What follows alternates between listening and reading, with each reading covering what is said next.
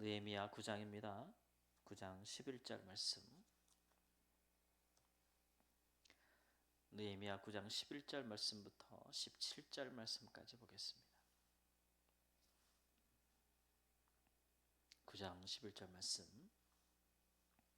또 주께서 우리 조상들 앞에서 바다를 갈라지게 하사 그들이 바다 가운데를 육지같이 통과하게 하시고 쫓아오던 자들을 돌을 큰 물에 던짐같이 깊은 물에 던지시고 낮에는 구름 기둥으로 인도하시고 밤에는 불 기둥으로 그들이 행할 길을 그들에게 비추셨사오며 또 시내 산에 강림하시고 하늘에서부터 그들과 말씀하사 정직한 규례와 진정한 율법과 선한 율례와 계명을 그들에게 주시고 거룩한 안식을 그들에게 알리시며 주의종 모세를 통하여 계명과 율례와 율법을 그들에게 명령하시고 그들의 굶주림 때문에 하늘에서 그들에게 양식을 주시며 그들의 목마름 때문에 그들에게 반석에서 물을 내시고 또 주께서 옛적에 손을 들어 맹세하시고 주시겠다고 하신 땅을 들어가서 차지하라 말씀하셨사오나 그들과 우리 조상들이 교만하고 목을 굳게 하여 주의 명령을 듣지 아니하고 거역하며 주께서 그들 가운데서 행하신 기사를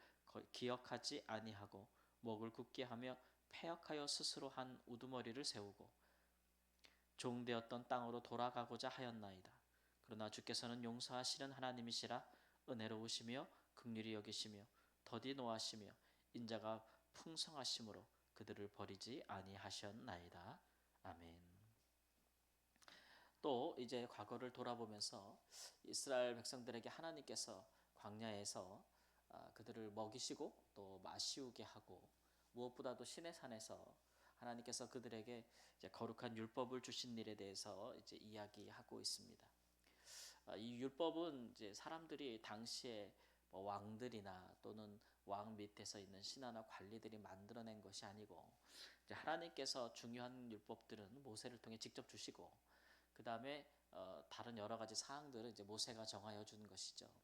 그렇기 때문에 근본적으로 이제 하나님께로부터 받은 것이다라는 점들이 좀 다른 것입니다. 이제 십계명이 대표적인 거 아니겠습니까?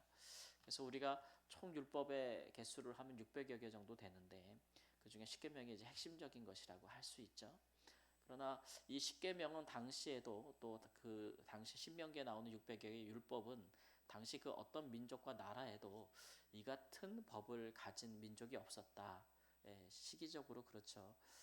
우리가 뭐 세계사나 고고학적으로 발견되어지는 그런 율법들 또는 법들을 우리가 추적해 보아도 사실 구약의 율법처럼 이렇게 자세하고 또 상세하며 이런 율법이 주어지지 않고 이스라엘처럼 나라와 민족을 이루지 못한 사회가 형성되지 못한 그런 민족들이 광야에서 이런 율법을 받았다는 것은 참 특이하다라는 것이 인정되거든요. 그런데 하물며 이제 그래서 이것이 과연 이때 이제 모세 때 광야에서 주어진 것이 맞는가라고 의심할 정도로 너무나도 발달되어진 법 체계 이런 것들을 하나님이 주셨다는 겁니다. 그것은 이제 무엇보다도 이스라엘을 사랑해서 주신 것이죠. 이스라엘이 비록 수가 적고 또 땅도 없지만 그러나 하나님께서 언약을 맺으신 민족이고 하나님께서 이런 율법을 가진 이스라엘이 다른 어떤 민족들보다 지혜가 있고 또 지식이 있고 또 이들이 율법을 따라 산다면 굉장히 공의롭고 또 거룩한 민족이 되기 때문에 이것이 다른 민족들 위에 그들이 이제 하나님의 살아계심과 또 그들의 하나님의 백성됨을 나타낼 수 있는 아주 중요한 그런 은혜의 수단이기 때문에 하나님께서 주신 것입니다. 또 이 같은 것을 통해서 이제 다른 민족 위에 그들이 마치 선생님이 될 수 있는 그런 존재들인 거죠. 우리가 솔로몬 때를 보아 알지만 솔로몬 때 그 솔로몬의 통치 시기에 또 하나님의 솔로몬이 하나님께 구한 것 자체가 그렇지 않습니까? 네가 무엇을 원하느냐 그랬을 때 하나님의 법 또한 말씀을 따라서 백성들의 사정을 자세히 듣고 그것을 말씀대로 잘 통치하는 것입니다. 이렇게 했을 때 그것이 하나님 마음에 맞았다 그랬어요. 그래서 그 아버지처럼 하나님의 율례와 법도를 따라 통치했을 때 그 영광이 크고 많은 이방 민족이 들으러 오지 않습니까? 예, 그 뭐 국토가 넓고 땅이 넓어서 그런 거 아니지 않습니까? 예, 이게 다 그들의 지혜를 들으러 오는 것 아니겠습니까? 그래서 하나님께서 당신의 백성들이 세상에서 능히 살 수 있는 방도로 주신 것이 바로 율법이고 모든 민족의 스승이 될 수 있도록 주신 것이 율법이라는 거죠. 그리고 또 율법을 잘 배우고 또 행할 수 있도록 하나님께서 광야에서 그들에게 주셨단 말이에요. 요즘 우리 애들 학교에서 공부할 때 뭐 나라에서 뭐 교복도 주고 뭐 이렇게 급식도 해주고 막 이런다고 하잖아요. 왜 그런 겁니까? 잘 배우라는 거죠. 밥 먹여주고 옷 입혀주고 하니까 공부 열심히 해라 이런 거 아니겠습니까? 하나님께서 광야에서 그들이 심지도 않았는데 농사도 안 졌는데 날마다 먹을 것을 주시고 광야 40년이 있었지만 그들의 불순종 때문에 이루어진 40년이지만 그러나 그들이 발이 부르트지 않도록 해주시고 또 광야에 있어서도 마실 물을 주시고 그렇게 40년을 그들을 먹이고 기르셨단 말이에요. 그 얘기는 뭐냐 하면 광야에서 율법의 말씀을 잘 배워서 실천하는 법을 잘 훈련받으란 얘기예요. 그렇게 하나님께서 그렇게 하시고 이제 그들을 가나안 땅에 들이셨는데 이제 문제는 그들이 그것을 기억하지 않았다. 하나님께서 광야에서 그들을 먹이고 입히고 애굽에서 그들을 구해내셔서 그 모든 이유가 사실은 그 땅에 가나안 땅에 들어가서 너희들이 이 말씀과 이 율례와 법도를 따라 살아야 너희들이 거기서 안식을 누린다. 거기서 다른 민족 위에 너희들이 정말 영광을 나타내고 거기서 그 땅에서 편안히 살 것이다. 그렇게 말씀하셨는데 그걸 잊어버렸다는 거예요.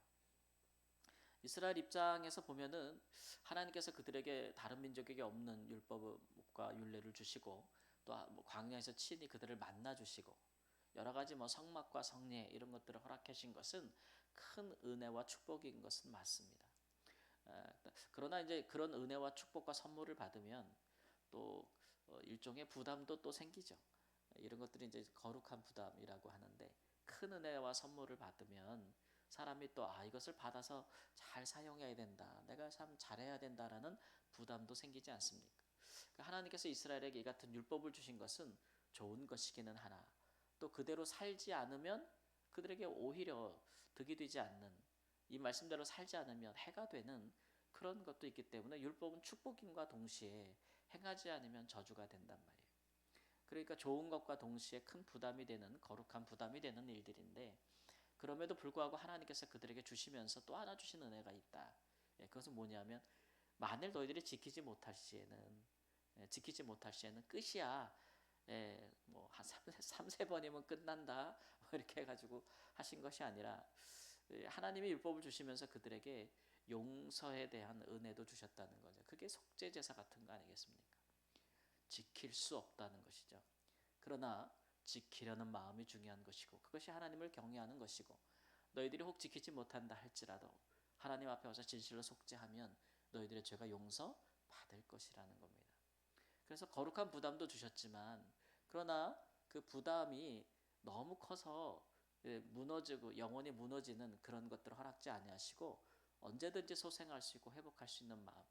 다만 이스라엘 백성들이 하나님을 사랑한다면 하나님을 경외한다면 언제든지 다시 회복될 수 있는 은혜도 함께 주셨다는 거예요. 그래서 오늘 말씀의 17절 말씀 보면은 하나님은 어떤 분이십니까? 구약의 하나님은 무섭고 두렵고 심판하시는 하나님이라고 이스라엘 백성들이 알지 않았습니다.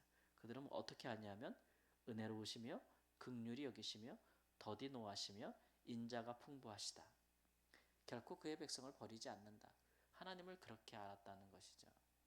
그러니까 우리가 율법의 하나님을 굉장히 무섭게만 여기는 것은 잘못 알고 있는 거예요. 하나님 율법을 주신 하나님은 언제든지 그의 백성을 하나님께 돌아올 수 있는 너그러운 성품을 갖고 계시죠. 그래서 뭐 예수님도 그렇지만 70번씩 7번이라도 용서하라 하신 것은 하나님의 이런 성품을 반영한 것이다. 그래서 이스라엘이 모든 민족들 가운데 이방 가운데 하나님의 백성도로 살 수 있는 하나님께서 그런 은혜와 또 하나님의 선물을 이렇게 양쪽으로 다 주셨다라는 것입니다. 일종의 좋기도 하거니와 또 약간 긴장도 있고 그러나 영원히 버리지 아니하시는 은혜가 있기에 든든함이 있지 않습니까? 이 같은 하나님의 은혜는 이제 구약의 백성들에게만 주어진 것은 아니고 우리에게도 그렇습니다. 예수 그리스도라는 놀라운 선물을 은혜로 우리에게 주신 것은 우리에게 너무 좋은 것이죠. 예수님으로 말미암아 우리가 그를 믿고 영생에 이르지 않습니까? 또 하나님의 나라를 상속받을 사람들이 바로 우리들입니다. 그러다 반면에 또 이 땅에서 우리가 예수님을 믿기 때문에 당연히 거룩한 부담이 생기죠. 이 같은 선물을 받고도 우리가 예수님처럼 살지 못하면 하나님이 기뻐하실 리가 없지 않습니까? 뭐 우리가 수고해서 얻은 것도 아니고 하나님이 우리를 사랑해서 주신 것이고, 또 예수 그리스도가 우리 안에 있으면 우리가 세상의 모든 것들을 넉넉히 판단하고 또 분별하고 거룩하고 의롭게 살아갈 수 있는 능력을, 또 모든 것을 사랑하고 긍휼히 여길 수 있는 그런 것들을 우리가 받은 셈이에요. 그렇기 때문에 하나님께서 우리에게 기대하시는 바가 있죠. 그러나 예수님 안에서 또 우리에게 거룩한 부담도 있지만, 그러나 하나님께서 우리가 또 삶에서 완전하지 못하고 예수 그리스도를 따르다가 또 포기할 때도 있고, 또 우리가 죄질 때도 있잖아요. 그러나 예수님 안에서 얼마든지 우리가 주께 다시 나오면, 우리 한번 속죄받은 우리가 또 그의 보혈로 말미암아 또 용서함을 받고 속죄함을 받는 일들이 있기 때문에 우리는 충분한 또 다시 버리지 아니하시고 하나님의 예수님 안에 있는 영원한 사랑에서 끊어지지 아니하는 사랑을 우리가 받은 사람들이거든요. 그러니까 그런 부분에 대해서 우리가 의심할 필요가 없고, 오히려 이제 더 용기를 얻고 담대함을 얻는 것이죠.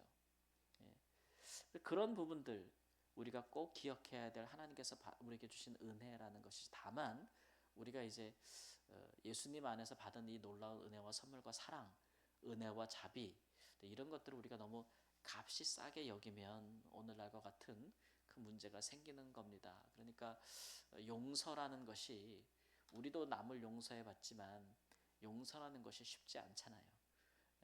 얼마나 어려운 일이에요. 그런데 우리가 하나님께 대한 우리의 죄와 용서 얼마든지 받을 수 있는 길이 열렸지만, 우리도 하나님을 알고도 하나님의 사랑과 은혜를 잊고도 우리가 죄를 범하면 용서받는 일이 쉬워서는 안 돼요. 그 용서를 구하는 마음도 얼마나 어렵습니까? 여러분, 내가 뭐 잘못했을 때 다른 사람 앞에 가서 진심으로 사죄해 본 적 있나요? 다 내려놔야 되는 거거든요. 가서 우리 이번 주간 주일날 봤듯이 야곱이 에사 앞에 가서 무릎을 꿇고 몸을 땅에 7번 굽히고, 주여 내가 형님의 얼굴을 배운 자 하나님의 얼굴을 뵙는 것 같습니다. 이게 용서를 구하는 자의 마음이거든요. 그런 마음으로 하는 것이 용서를 구하는 것이죠. 근데 그게 아니라 그냥 대충 말만 하고 뭐 그런 마음 없이도 그냥 하나님께 얘기하면 다 되겠지라고 생각하는 그런 값싼 은혜는 우리를 다시 그리스도 안에서 온전하게 세워주지는 못한다는 사실도 우리에게 부담이 되는 것이죠. 그러나 하나님께서 우리에게 주시는 은혜가 더 크기에 언제나 우리는 주 안에서 또 하나님께서 영원히 우리를 버리지 아니하시고 품어주시는 줄 믿습니다.